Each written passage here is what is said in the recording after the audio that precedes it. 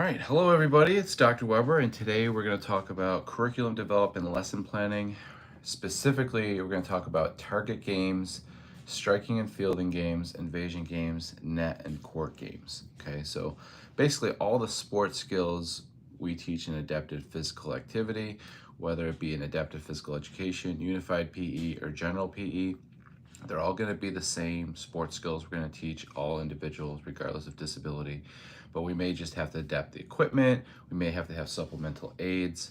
We may have to have just maybe different motivational techniques for these individuals.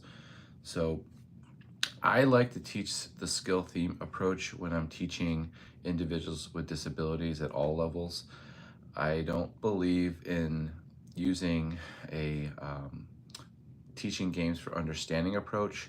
Works best for this population, but we're going to talk about teaching games for understanding as it applies to their methods, because it can work. It just depends on how you perform the skills afterwards. So basically, the skill theme approach is when you take a skill and you do the lowest skill first of a sport. Let's just say it's soccer.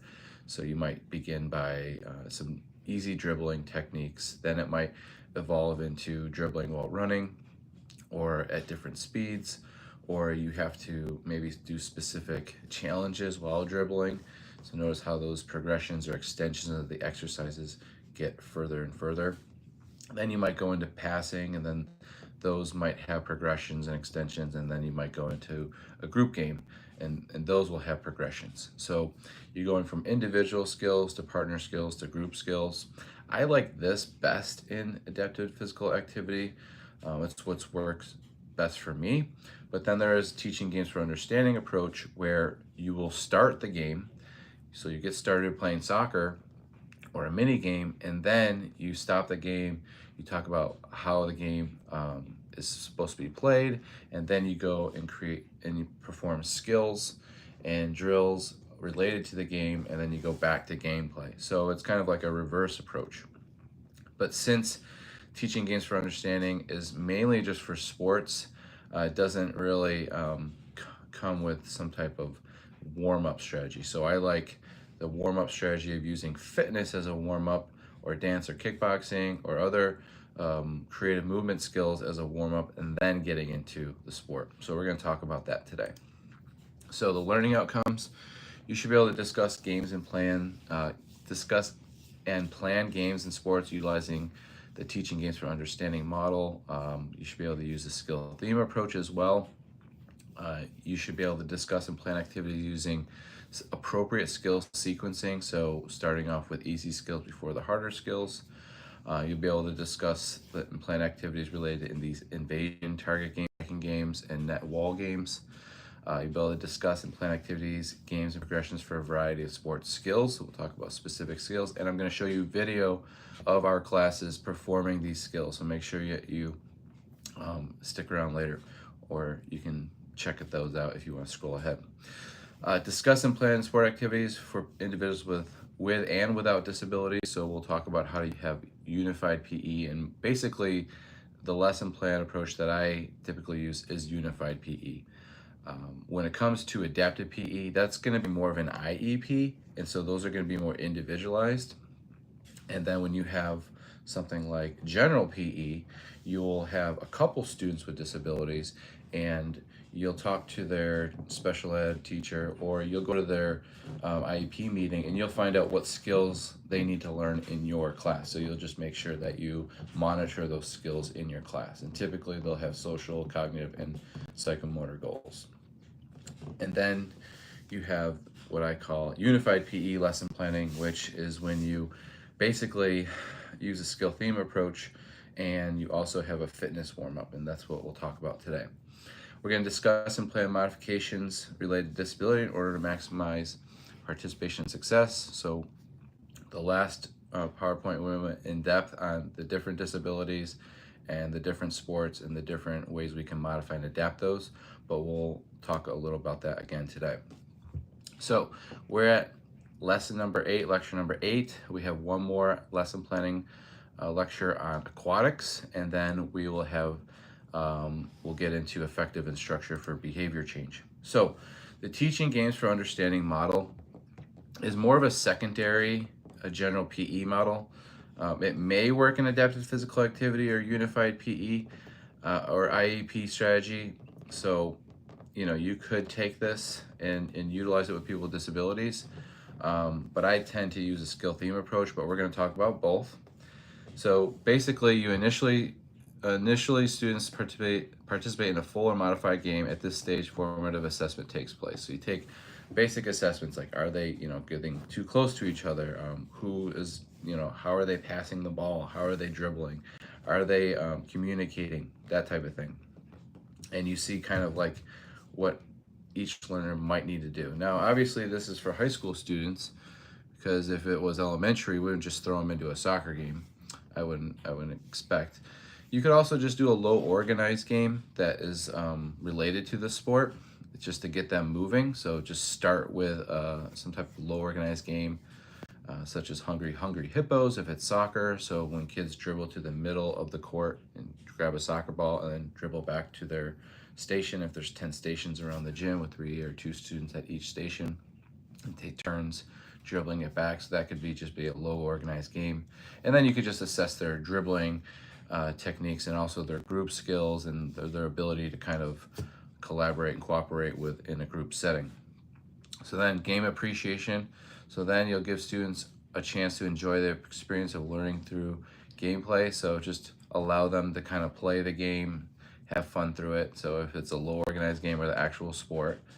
And then we'll talk about tactical awareness. So through gameplay, students are encouraged to identify attacking and defending strategies and implement successful tactical action. So you'll stop the game and you'll say, all right, where would be a good place to shoot the ball in this situation? Or if I'm gonna target the pins and I'm trying to make a split, where should I hit the pin? All right. Or if I am trying to hit the birdie to the back of the court, what type of angle should the birdie go, or what type of swing should I use? Let's just say the defense or the outfielders are on one side of the field. Where should I hit the ball? Probably to the other side of the field. So that's when you can kind of talk about how to actually play the game. This might be more so for Special Olympics and individuals with mild intellectual disabilities. Might be a little bit harder to comprehend for people with moderate or severe disabilities. Then making appropriate decisions in dynamic situations, make real-time decisions. These could be with or without the ball. What should I do? How should I do it? So you might stop play and say, all right, I have the ball and you are on my team and you are behind a defender. Where should you move in order to get open? What should you do? So what decision should you make? Should you stay behind the defender, or do you need to move to open space? Skill execution. Do students have the ability to convert their decision into actions? Can they execute the correct skill to enable their team to succeed? So do they have the ability to understand how to play, but then put that into action? So these would be higher complexity cognition and psychomotor skills. So again, this is probably going to be more for secondary general PE. And you may do this in unified PE as a way to plan your lessons, but I wouldn't do this in elementary or with students with moderate disabilities. And then performance, students take part in full or modified gameplay, applying all new knowledge and skills. This is a time for summative assessment to see what they learned throughout the lesson. So this is a kind of generally higher competent learning strategy for individuals with mild intellectual disabilities, but it is an approach that is a very common approach in PE and very research backed. So the reason why I like starting off with teaching games for understanding and then going into the skill theme approach is because the teaching games for understanding categorizes the sports into 4 categories. So there's first target games, then you have striking and fielding, then you have invasion games, and then you have net and wall games. And so I really like how they break down sports, and it allows you as the teacher to understand the complexities of those sports before you teach them to any learner. So I think it's a good strategy for teaching lesson plans to understand that there's 4 different categories of sports, and we're going to begin talking about those categories, and then I'm going to show you some videos of us playing these sports in the gym setting, and I'll show you how we warm up, and I'll show you what skills we actually teach. So there are target games. I like target games like bowling and bocce, golf, and if you can, curling. Um, uh, I like these games because they're simple. They're they're easy for people with that utilize wheelchairs. So if you utilize a wheelchair and you're playing bocce, you could use a gutter and put a ball down a gutter, and it could be your roller for you, or a ramp, or like all you need is like a yoga mat, and you could just slide it down the yoga mat. Same thing for bowling. You could use, there's actually bowling ramps we use in class. Same thing for golf. They could, if they can't hold on to the golf club, maybe you attach something that attaches their hand to the golf club, or you attach a golf club to their wheelchair if they can't move their hands. When it comes to bowling, it's a very common game in Special Olympics. It is one of those games where you have to take turns, there's math involved, there's a social component because there's a lot of waiting, and then there's the excitement that you are kind of up in center stage and people are kind of watching you. So there can be a little bit of pressure.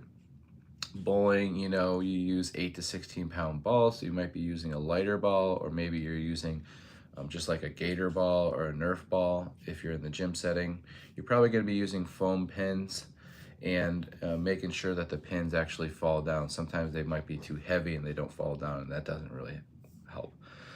Target games.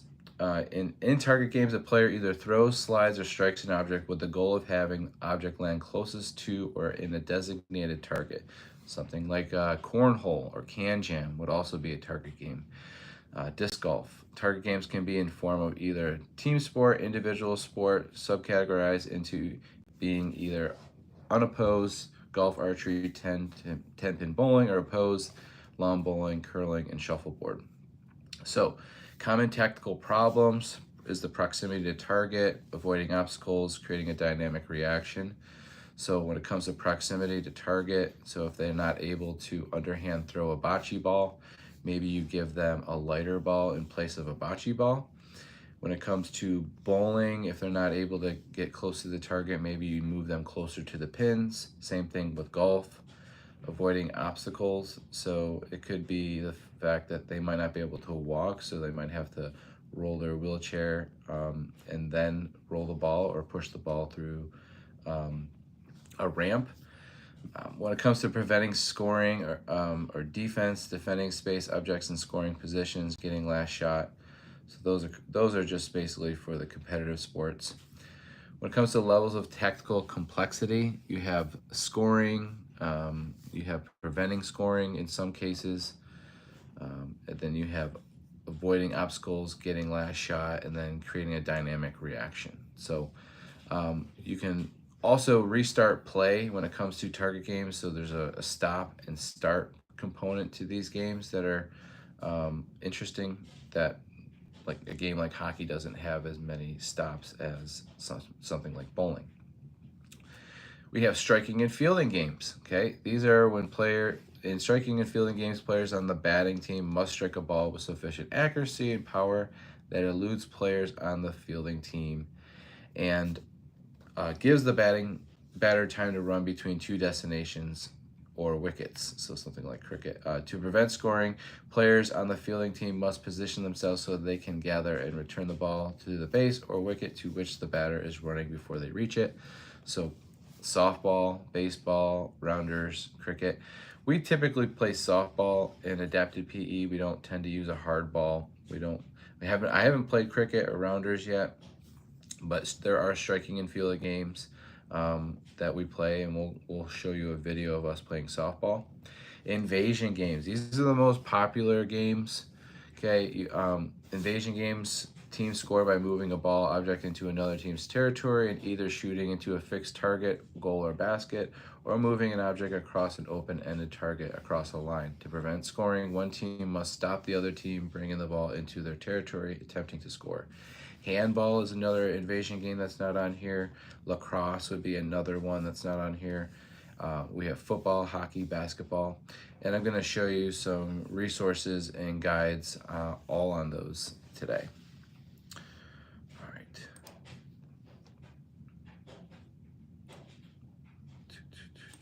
Let's see here. Let me see if I can find something real quick. All right.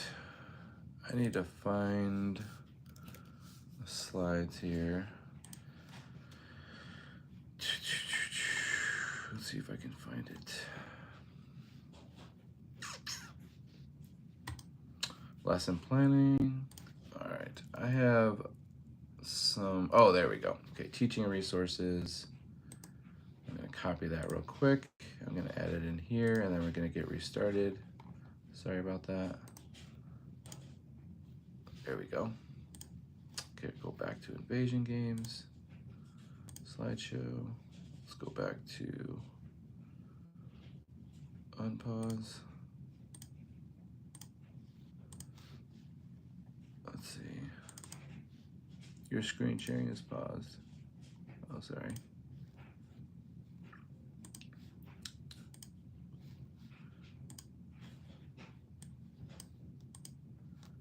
Oops. Let me see if I can cancel that. Stop share. There we go. All right. Sorry about that. Where are we? There we go.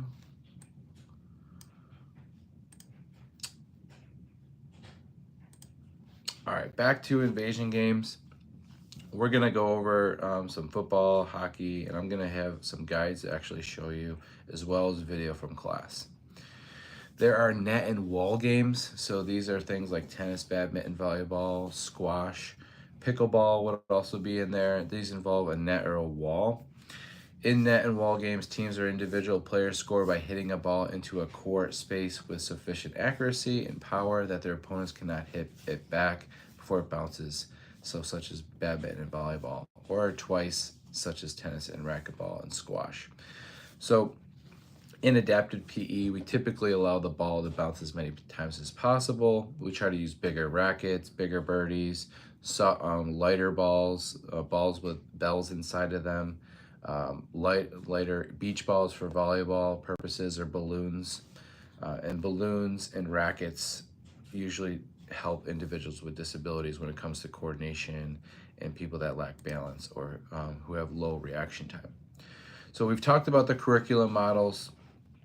We're going to be talking mainly about the skill themes approach today, okay? And then we'll talk about some curriculums as well. Here are some teaching resources. Here's one on football. I create a whole football program basically for I Can Do It, which involves position, such as the kicker, a description of what the kicker does, the cues for kicking a football, and then a picture of an individual kicking a football. Then I have the same thing for what a center does.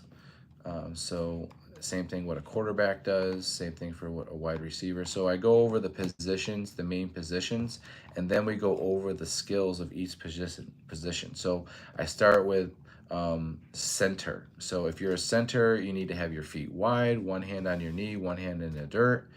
And then when I say set hike, you're gonna get up and you're gonna pretend that you're gonna block. And you do that 10 times for 2 sets. And so you're pretending that you're a center in football.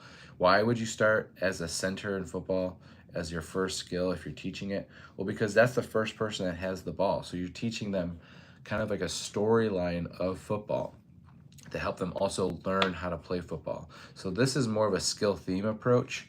This is where we take kind of the easiest skills to learn in football and then we progress them. I think that works best in adapted physical activity. I don't think it would be good or beneficial to start a game or a unified PE lesson with the football game. So that's why I use a skill theme approach. Seated center, so if you're utilizing a wheelchair, here's an example of what it would look like. You'd still have your knee on your hand, or your hand on your knee with your feet wide and one hand on the ground if you can bend over, and then you would still pretend that you're blocking in your wheelchair. So quarterback, Then you're going to pretend you're going to squat down and have your hands out like you're about to get the ball. And then when we say set hike, you're going to drop back and you're going to pretend that you're throwing it.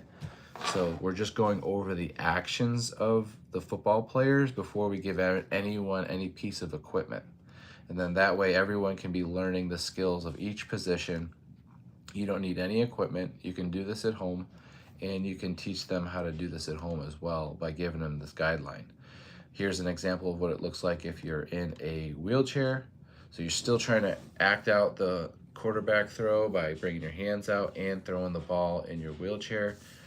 Here's a wide receiver, so reach and catch. So you're pulling the ball into your body, and if you're utilizing a wheelchair, you're going to do the same thing. So you're just enacting that you're a wide receiver. So first maybe you're running, and then you're pretending that you're catching so you can run in place, or you can move your arms like you're running in place and then reach out, catch the ball. Then we talk about what the running back does, seated running back. Then we have defensive tackle, how they swim through, punters, what they do, and then field goal kickers. So talking about how to kick. So going over basically the main movements and skills of each football position.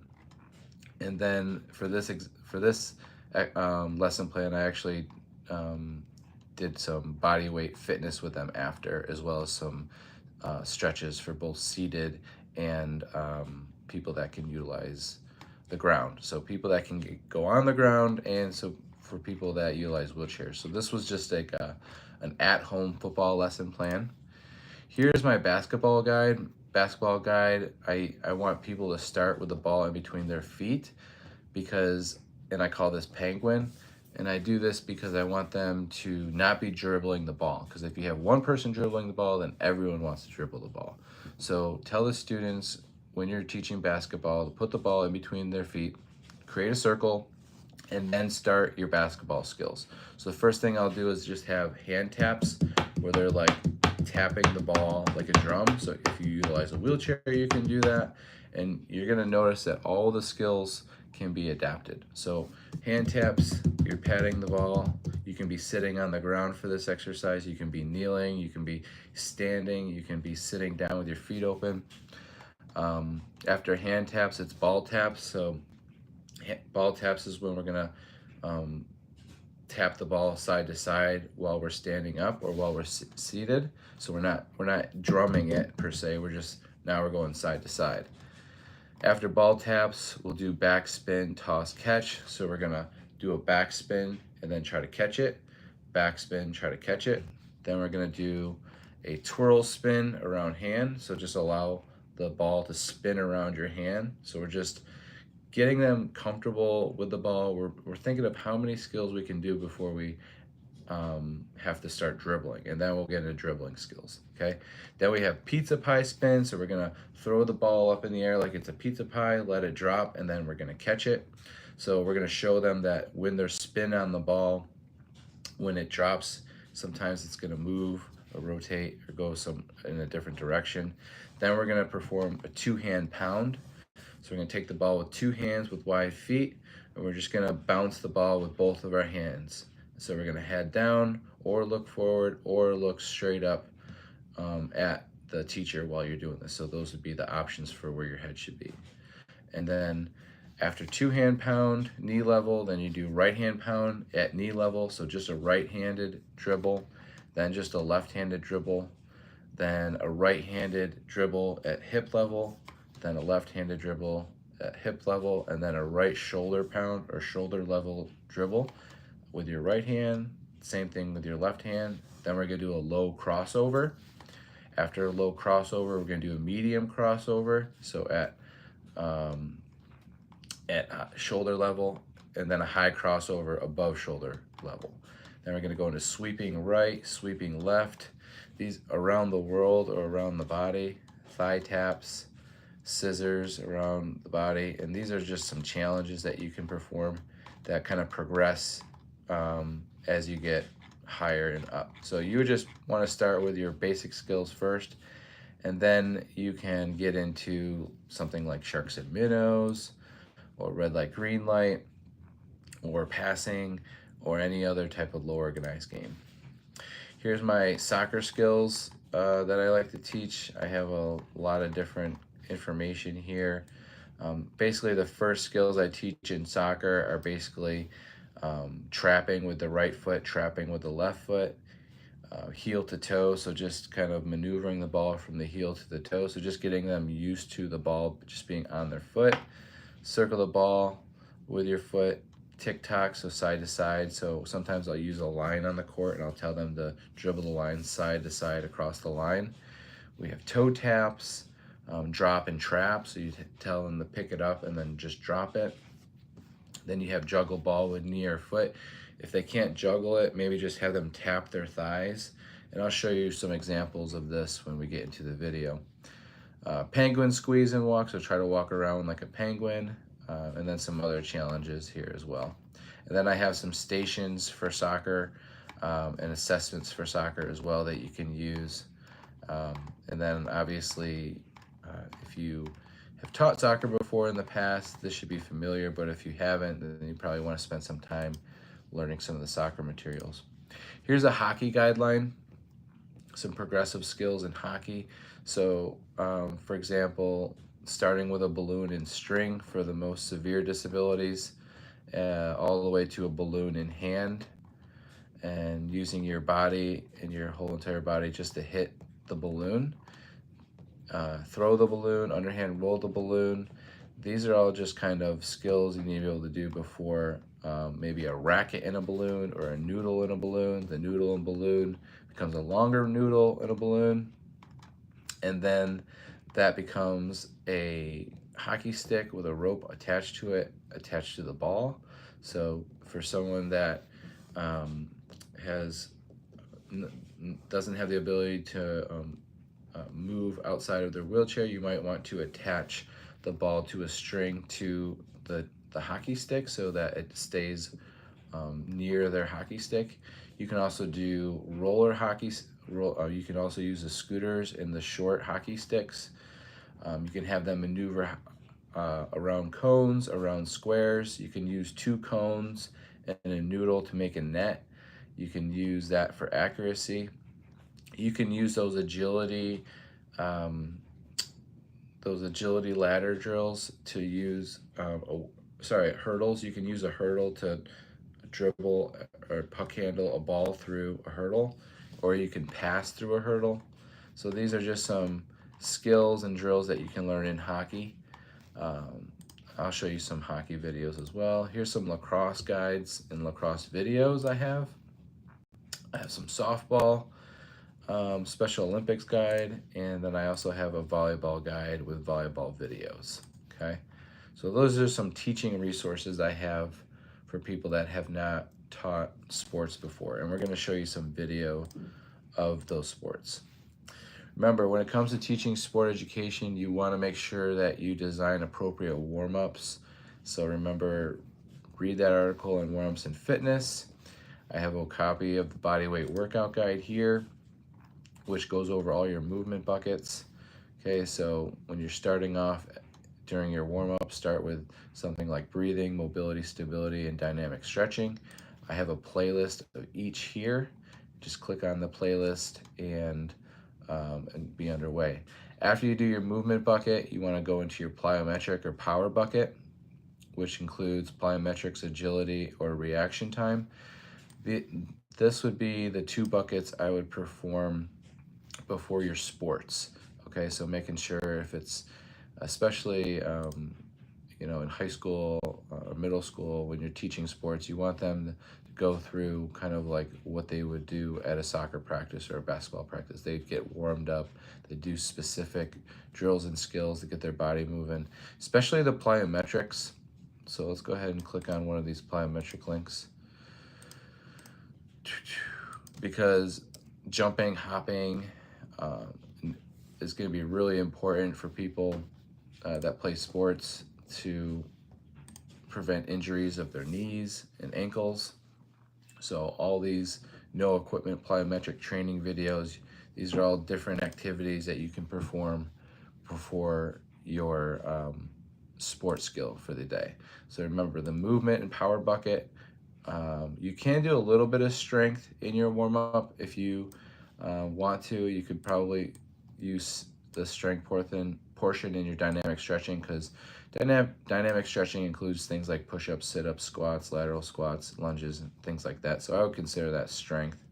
But if you are just teaching fitness of itself, just go through the bucket approach. Okay. When it comes to some warm-ups, here's some different warm-ups, and videos of the students warming up and some warm-up exercises. You can do dance, you can do low organized games, easy things like hip lifts on their backs, okay, stuff like that. Half kneeling hip flexor, okay, stretch. Here's some more warm-up stretches, butterfly stretch, hamstring and glute activation here. So bending the knees, getting the hamstrings going. We got tree pose, dynamic toe touch, air squat, linear pogos. So these are all going to be marching, knee to chest. These are all going to be your warm-up exercises. So anything in that movement bucket and then power bucket would be great things to do with your students before you get into your sports. So sequencing, like I said, for if you're teaching fitness, movement, power, strength, and then conditioning. If you're teaching sport, movement and strength, and then get in some power, dance or kickboxing or low organized games is your second activity.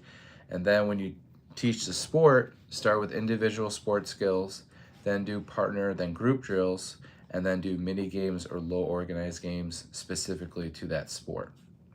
So if I'm teaching sports, I am going to first start with some movement and strength exercises on the mats, around the gym, dynamic stretching, could be across the court, could be in place. Then I'm gonna get into some power or dance or kickboxing or low organized games. So that's kind of whatever you prefer or what you think is best for your class. I like the power, like jumping, hopping, or dancing, kickboxing, because it's going to get them to be able to land on one leg. It's going to get them ready for some of the harder skills we're going to learn in the sports skills. So individual sports skills first, so everyone gets the ball, everyone gets their own space, everyone learns how to do skills in their own way, in their own unique patterns if they need it. So progress at your own leisure and progress basically when you need to, and then the teacher's going around the class watching everyone perform individual skills. Then you'll get into partner or group drills. So you obviously want to partner the individuals with disabilities, with the most severe disabilities, with the best leaders in your class, and then making sure that they're off with a good co-partner, or you're with them, or para-educators with them, or they have the right supplementary aids or motivational techniques. And then you get into mini games and low organized games. Honestly, we don't play the sport per se when we teach sport. I know it doesn't sound right, because the first half or 20 to 30 minutes of the class is going to be dedicated to the warm-up regardless of the sport or activity, because I think warm-up and fitness is the most important and crucial part of lifetime fitness skills. And then I think the sport is kind of like the icing on the cake, where it's kind of what I think they want to do, not necessarily that they don't want to do fitness. It's just they're probably more excited for the low organized games like sharks and minnows, flag tag, red light, green light. Those are fun things to do. Kickboxing, dance, they're going to love that kind of stuff. Individual sports skills, it's going to be different for everyone. You're going to have patience. Some people aren't going to be learning as fast as other people. That's why I like everyone having their own piece of equipment. So if it's soccer, 30 soccer balls. If it's volleyball, having 30 volleyballs or 30 balloons. If it's softball, you're getting 30 yarn balls. If it's bowling, you want to have 30 yarn balls because you're going to practice rolling techniques. If it's something like pickleball, you're going to want 30 pickleball rackets and 30 balloons, or 30 poly spots, or 30 wiffle balls, or 30 pickleballs. You're going to want 30 hockey sticks with 30 yarn balls, so they can use that instead of hard balls or pucks. Same thing with lacrosse. You're going to want yarn balls with lacrosse. Just knowing what equipment to have is really important as well. So my low organized games videos examples is going to also include a document underneath of kind of directions on how to teach the parachute. So what I like to start when I teach parachute, it's going to have the skill theme approach in here as well. Um, I have some more stuff in here. If you my PE toolbox as well. So if you're looking for games and activities to teach, it goes over progressions and guides on how to teach. For example, the parachute, step-by-step directions. Step 1, shake for 1 minute. Step 2, shake with softballs on top for 1 minute. Step 3, shake from low to high for 30 seconds. Step 4, shake as fast as possible for 30 seconds. Step 5, popcorn the ball up, all the way down, snap it for 5. Step 6, shake balls off or have students crawl on top and get them. Step 7, raise the roof, separate evenly. Only one group inside raising the parachute, one group outside holding at chest level. Color switch, all color and have students walk across, high five. Color run. Step 10, wave run. Step 11, pizza pie. Step 12, cloud. Step 13, camping. Step 14, sharks and minnows. That's like a 20 or 30-minute lesson plan right there in the parachute activities. I have the scarf toss challenge, when you throw up a scarf and then you switch it. So you and your partner have a scarf and you're 5 feet away from each other. You both throw your scarves up in the air and then you switch spots and you try to catch each other's scarf. So obviously you can just throw it up in front of each other and then you get further and further away and you see what group can get the furthest away. But you're not really making a competition and who's best and who's worst type of thing. You just allow each group to do whatever they want to try. You can have people do that in a group of 3 as well. Scarf stretches are good ones because it allows them to kind of have something to utilize while they're stretching. Sometimes just having anything helps them in any activity. So if you are stretching, maybe use a scarf. Bump it up is an easy game, just using big beach balls with a partner or a group of 3 or 4 and just trying to keep the ball up. It's a very easy, low organized game. You can do that with a group. Frogs across the pond, where you have poly spots and you just have them jump across an area. You could also do that with an obstacle course. Time machine, loggers, we've talked about some of these already. So this is just basically a document that goes over lots of different low organized games. It even has all the differences in disabilities. So if it's autism spectrum disorder, use visuals. Cerebral palsy, be patient. Down syndrome, be aware of their personality. Intellectual disability, take longer time to break. Visual impairments, give students more time to become familiar with the environment. Hearing impairment, utilize visual. Severe disabilities, always consult their primary teacher before starting any activities. So some basic resources for equipment and different things for different sports. Again, this is just going to help you when you're teaching different sports. And hopefully you'll use this when you're teaching low organized games. When it comes to curriculum, scope, and sequence, so when it comes to a simple curriculum outline, when it comes to teaching in an elementary setting, there's usually going to be about 35 weeks of school. So in that case, if there's 35 weeks of school, you're going to have to plan 35 weeks of curriculum. So I've devised some simple curriculums that I would recommend for elementary age students or individuals with disabilities in unified PE, because I really like the skill theme approach for this population. So week 1 through 3, I would focus on space awareness. Weeks 4 through 6, I'd work on traveling. On weeks 7 through 9, I'd work on chasing, dodging, and fleeing. On weeks 10 through 12, I'd work on throwing and catching. Weeks 13 through 15, I'd focus on dribbling. 16 through 18, stretching, curling, twisting, and bending. Week 19 through 21, jumping, landing, transfer of weight. 22, balancing. 25 through 27, kicking and punting. And 28 through 31, volleying. And week 32 to 35, fun games. So this would be kind of a simple curriculum using the skill theme approach. The skill theme approach is performed by Graham, or the author is by Graham, and it basically gives you tons of skills and activities for each of these skill theme components. So space awareness, relationships, and effort, and just tons of awesome games that are age appropriate and skill appropriate for people in elementary and for people with disabilities. When it comes to high school or general PE curriculum, I've devised this 35-week program.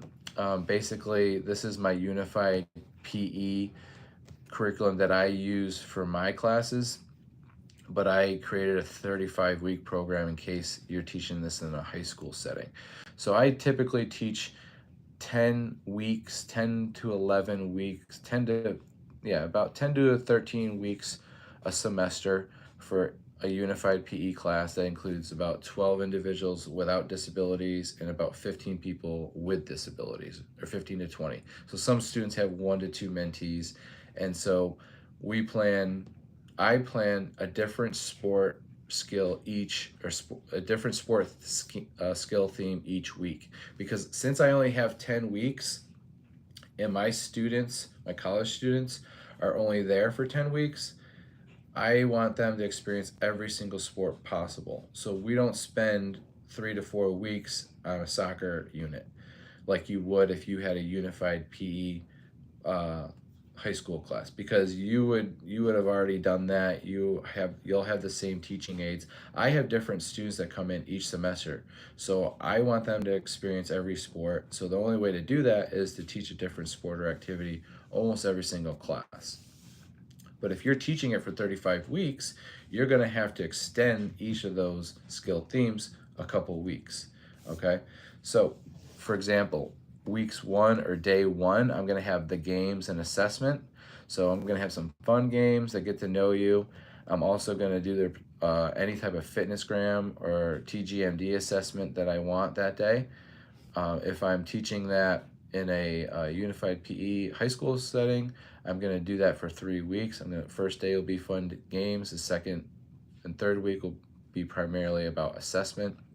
Week 4 through 6, or this would be my second day in lab, we're going to do bowling or bocce exercises or activities. So targeting at objects is something that people that utilize wheelchairs can do pretty easily, and it's very accessible for everyone and very fun. So any type of bowling games, any type of tossing games, any type of cornhole types games where they're underhand tossing. But we're gonna be doing low organized games. We're gonna have awesome warm-ups as well, and it's gonna be fun. Week 7 through 9, or this would be my day 3 in lab. This is gonna be softball / baseball. You can call it whatever, but we're gonna use yarn balls. We're gonna focus on throwing, catching, swinging a bat, and mini games. If that's my class, that's how we're gonna go through it. If that's week 7, 8, and 9, that's what I would focus on those specific weeks. Okay, then we're gonna get into basketball, making sure you're going over dribbling, passing, shooting. Then we're gonna go into soccer, dribbling, passing, and shooting. Hockey, puck control, passing, and shooting. Lacrosse, volleyball, serve, bump, set, spike in games. Then we'll go into pickleball, then we'll go into disc golf or can jam, and then it's going to be back to assessment and games. So basically, if you have the equipment to do pickleball, lacrosse, disc golf, soccer, basketball, underhand tossing, any type of yarn balls and bowling pins, you'll have all the equipment you need. But this is how I teach my lab, and this is how I would teach a unified 35 week if you met once a week for 35 weeks, okay? Now, obviously, you would just extend this if you met more than once a week, and you would just spend more time on each skill theme, which would be these sports. So, on that first day, I'm gonna have a circle name game. We're gonna do dance, we're gonna do parachute, we're gonna do red light, green light, or sharks and minnows. We're gonna do hungry, hungry hippos, or builders and bulldozers. We're gonna do some underhand rolling and tossing games, and then that's gonna be a cool down. That's typically what I'm gonna do on that first day. There's gonna be some fun games, dance, parachute. That's when I pull the parachute out. That's when we're gonna play the two games that typically kind of relate to all the other games, because you can do red light, green light in any sport, and you can do hungry, hungry hippos in any sport. So we start with kind of the fundamental games that make up a lot of what we do in our class, as well as having a cool down at the end. So that's usually going to be a circle stretch at the end, and then we do a hands in the middle, 1, 2, 3, Seahawks, and everyone goes home. Okay. If it's a fitness class, It's going to be, like we said, mobility, stability, dynamic warm-up, power, strength, conditioning, then a cool down. If it's a sport-focused class, it's going to be mobility, stability, dynamic warm-up, power or agility, kickboxing or dance. Then we'll do a low organized game. It doesn't have to be sport specific. Then we're going to go into individual sports skills, partner, groups, drills, and then a mini game or a low organized game that has the sport involved. Then we'll have our cool down. If you're combining fitness and sport, you want mobility, stability, strength, dynamic warm-up, agility, speed, then power, then individual sports skills, then partner, group, drills, then mini game. When it comes to assessment focus, if you're teaching assessment, start with your resting assessments like your heart rate, your height, your weight checks, your blood pressure. Then you go into your flexibility assessments. Then you do your cardiovascular assessments. Then you do your power assessments. Then you do your strength assessments. And then you do any type of low organized game just to kind of swish the mouth of the assessments if that's what your day is about. If it's a games focused day, flexibility, mobility, core exercises would be good. Dynamic stretching or dance would be fun. Kickboxing, low organized game, low organized game, low organized game. So picking 3 different games to focus if it's a games day. If it's my last day, I like to have dance, kickboxing, parachute, just like the first day, with a low organized game, a social activity / game, and then the award ceremony. So these are just some quick templates of how I would structure some of my classes, and we're going to get into um, skill themed curriculum. This is what the skill theme approach would guide you toward. So if you were working with an experienced class, that would mean that you're working with kindergarten through 2nd graders. Here are the topics and lesson activities and percentage of school year you'd use for those individual. So you'd use 4 weeks of establishing a learning environment. You'd have 9 weeks on spatial awareness. You'd have 5 weeks of effort, 5 weeks of relationships, and this is all having to deal with a skill theme approach. So when you go through all these guides, you'll understand what spatial awareness, relationships, and effort all mean, okay? So this gives you 2-day-a-week plans. This gives you this gives you, I think, 5-day-a-week plans as well. So check that out if you're in elementary, if you're going into elementary. Now let's go ahead and show you some of our videos from class. Let's see here.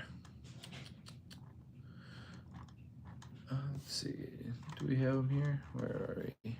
Okay. Okay, here we go. So let's check out some tossing videos. So this is a tossing topic. Like we said, here's our first day of lab. Let's just see what we did. So here's us, our students assessing our mentees. They're getting their resting heart rate. So first starting with resting heart rate on day 1, then we're going over flexibility assessments like the Apley's test, the toe touch test. Then we go over balancing tests. After balancing tests, we perform some strength tests like push-ups, sit-ups, push-up holds. How long can you hold a push-up? Can you perform a push-up? Looking at their form for push-ups, how many sit-ups can they do in a minute? And then looking at their squat form as well. So assessing all these fitness components before we start our lesson, and then we're going to have them perform. Looks like we have them doing some locomotor skills here. Just have the music on and have them going around the court. And then I'll say freeze, and I say, when I say go, now I want you to, oh, this is IC. So we're playing IC. IC is a game where you call it I see a monkey, and then you run around the court like a monkey, or jump around like a rabbit, and then everyone's performing kind of like animal skills. Okay, so now we're sliding here, sliding both ways. Here we're doing just a basic tossing game, so we're tossing beanbags into a hula hoop, which may also have a poly spot in there as well. You can also put a pin inside of the hula hoop if you're trying to aim at a specific target. This is called beanbag relay. Beanbag relay, what we're doing here is we are tossing the beanbag inside of the hula hoop, and if you make it inside the hula hoop, what you do is you flip the hula hoop toward the gym. So you have everyone spread out on the line, you toss your beanbag into the hula hoop. If you get it in, you flip the hula hoop, but then you have to go back to the start and underhand toss from the beginning. And then if you don't make it, you have to go back, get your get your beanbag, go back to the starting line, and then try to retoss. And so we're seeing how far can you get, and you give them like, all right, how far can you get in a minute? And then, I mean, you might say, oh, look at, who got the best here, good job, and then you restart. But you don't make it a big deal about winners and losers and stuff like that. So that was a tossing video lesson plan. Let's go into handball. So we start with our stretching, we do some activation, and it looks like some more stretching and some more activation exercises. Then we get into some downward dog push-ups, which I really like. Warrior one pose, looks like we're doing some jumping. Oh, it looks like we're doing, like, oh, definitely a dance. So that was like the Cupid shuffle. Now we're doing freeze dance, where the mentees lead the class, and the students in the class get to kind of perform and be a leader, and then the students in the class follow them while they're teaching the class. So we call this freeze dance. So after freeze dance, we do some cross the court dynamic stretching. Notice that there's no individuals that utilize wheelchairs. So for this specific class, we're using cross the court stretches, where I might not do this if there's more than 2 or 3 people that have physical impairments. But since not many people lack the physical impairments, we did a lot of pogo jumps with 2 feet, 1 feet, jumping over a line, lateral bounding over a line. Then we played some sharks and minnows. So after we did the dynamic stretching and the power work or speed work, then we do some sprint drills, which is the sharks and minnows, where they're sprinting across court. So it's really the best way to warm someone up, is to go from mobility, stability, dynamic stretch to power or speed. And then you're ready to go. And then I got them into different stations.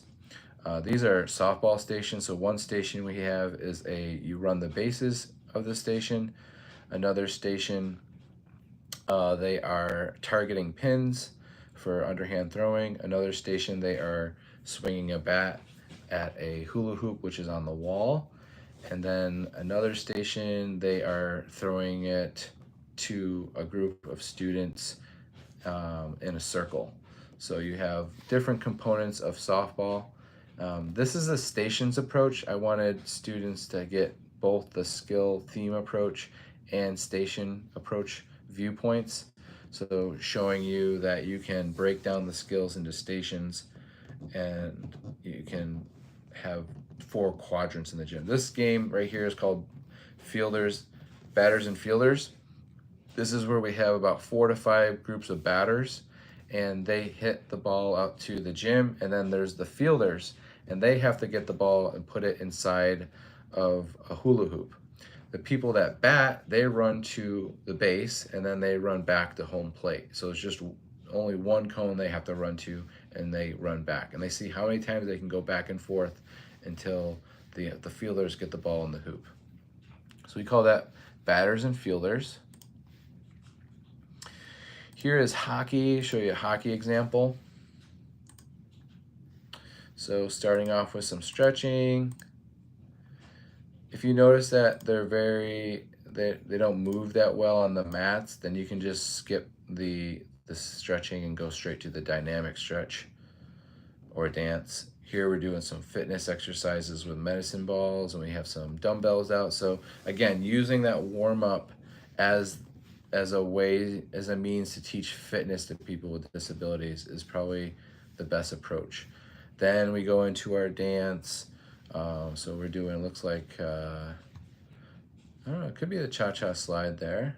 Okay, now we're doing some kickboxing. Here's a little bit of flag tag. So you got, everyone has a jersey in their pocket, and you get people in a group of 3 or 4, and everyone's trying to get the flag from someone else in the group. So you're kind of playing either one-on-one, in some circumstances, as you see there, or you see everyone for themselves with a group of 3. And then you have everyone play against everyone in the entire gym. So you'll see everyone kind of running around. It's a really fun game. Um, and then once you pull their flag away, you just either give it back or toss it on the ground. Um, People are pretty fine with that. People don't tend to get mad during these games. But just remember, if someone does get mad if they lose, just tell them that it's just part of the game, that it's okay, and that you can try next time. So here's example of how to teach hockey. We are puck handling here with yarn balls and hockey sticks. Make sure you get long hockey sticks because you don't want them to bend over too much. I've noticed that if you get really short hockey sticks, it doesn't work well.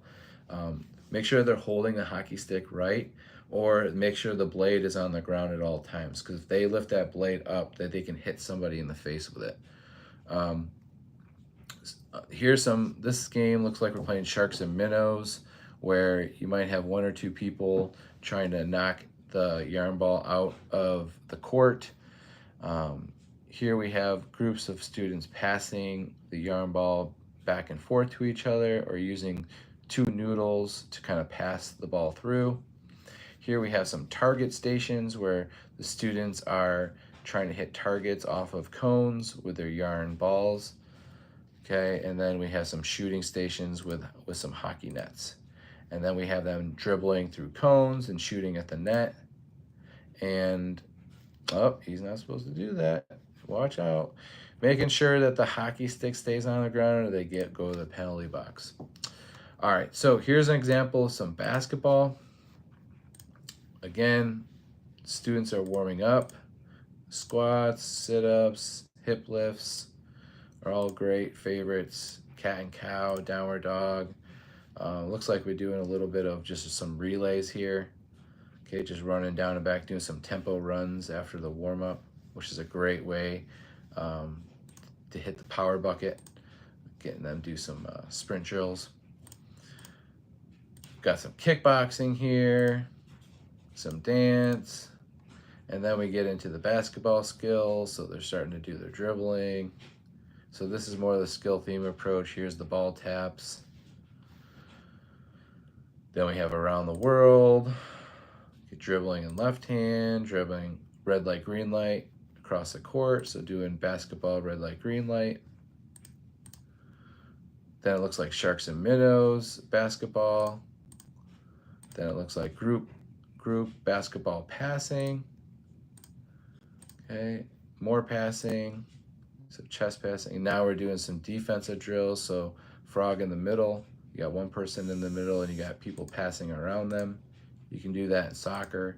You can do that in lacrosse as well. And then it looks like they do some shooting drills at the end. All right, let's check out volleyball. Okay, volleyball, starting out with your warm-up. Do some cat-cow, downward dog, push-ups, windmills, doing some dance, freeze dance. Looks like we got red light, green light. After red light, green light, we got sharks and minnows. Then we go into bumping. Then we go into setting. And these are actually adapted volleyballs. They're very soft. They're not as hard as your typical ones. And then we go to spiking toward the wall. After spiking toward the wall, we go into beach ball setting with a group. So trying to bump a beach ball with a group in the air, trying to keep it up as high as you can, seeing how many times you can get it. And then adding the nets at the end of class and playing an actual volleyball game. So noticing the skill progression from individual skills to partner skills to group game or low organized game at the end. Here's lacrosse. Starting off with your warm-up, fitness components, low organized game, dynamic stretching, lots of dynamic stretching, power work, how to hold the lacrosse stick, the most important part. And then we're kind of moving it side to side, or cradling it side to side. So focusing on cradling it without the ball first across the court. And then it looks like we're focusing on how to scoop the ball. So everyone's in groups and you're focusing on how to scoop the yarn ball.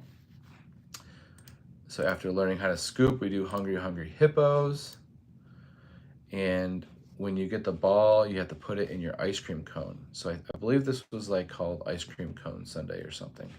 And they go and they get the ice cream ball and they put it in a upside down cone, like it's an ice cream cone. So it's a pretty cool, fun game. They really did enjoy that, and see how many ice cream scoops can you get in your ice cream cone. Then I think after that, they practiced shots with the lacrosse balls, and they threaded some cones, and then they shot the lacrosse. So that was the last game that they played. So, you know, you're just taking a couple skills, 3 to 5 skills, and you're breaking them down, and then you're going through a nice structured process. Let's go into soccer here. Got a couple minutes left here. So going through our warm-up. Fitness exercises, kickboxing, some relays, there's some dynamic stretching across the core, backpedaling, butt kickers, high knees, pogos. Then here we go. First skill, heel to toe. Okay, second exercise is going in circles. Drop and trap. Students practicing that. Then you're pretending that you're a goalie. So make sure that you include your goalie skills. Reaching in across the body, just like you're a goalie. Throwing it up, doing some juggling, dribbling around the court. I think they missed that. Passing with a partner, shooting at the net, playing a game keep away. You could also do red light, green light, and sharks and minnows with soccer. You could also do Hungry Hungry Hippos. And let's go ahead and show you one last one, pickleball.